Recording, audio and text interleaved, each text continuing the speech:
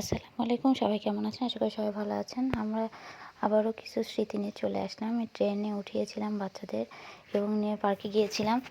আর পার্কে অনেক সুন্দর একটি জায়গা। আর এখানে কিছু ছবি আছে আপনাদের সাথে শেয়ার করছি।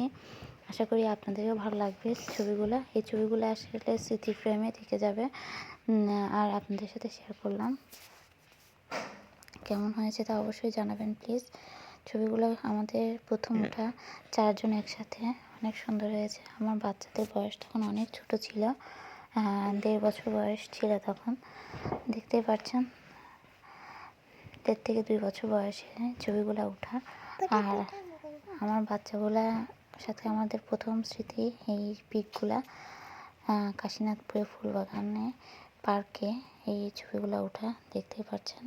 আপনাদের কাছে কেমন লাগছে তো অবশ্যই বলবেন। এটা হচ্ছে আমার বড় রাজকন্যা, ছোট রাজকন্যা দুটাকেই নিয়েছিলাম। একই সাথে ছবি উঠেছি আমরা। আর এই ছবিগুলো একটি ভাইয়া তুলে দিয়েছে, নাম হচ্ছে মেহেদি ভাইয়া। সেও আসলে সুন্দর ছবি তুলতে পারে। তো যাই হোক, খুব সুন্দর হয়েছিল ছবিগুলো। আপনারা সবাই আমার বাচ্চাদের জন্য দোয়া করবেন। আশা করি ছবিগুলো দেখে আপনাদের কাছেও ভালো লাগবে অনেক। আর এই হচ্ছে স্মৃতি। এই স্মৃতিগুলো ধরে রাখার জন্য এত কিছু। তো যাই হোক, আপনাদের কাছে কেমন লেগেছে তা অবশ্যই জানাবেন প্লিজ। আর আমার বাচ্চা দুটা এখানে যাই খুবই মজা করেছে। আসলে একটু ঘুরতে ফিরতে ওরা ভালোবাসে। আর বাচ্চারা সবসময় তাই একটু বাইরে যেতে পছন্দ করে। আর এদিকে দেখুন আমার বড় বাচ্চাটা কেউ আমাকে ধরে রেখেছে, কিছুতেই কারো কাছে যাবে না। এই হচ্ছে কথা। একটু তাদেরকে নিয়ে ঘুরতে বের হয়েছিলাম। আলহামদুলিল্লাহ, মাশাআল্লাহ সবাই বলবেন।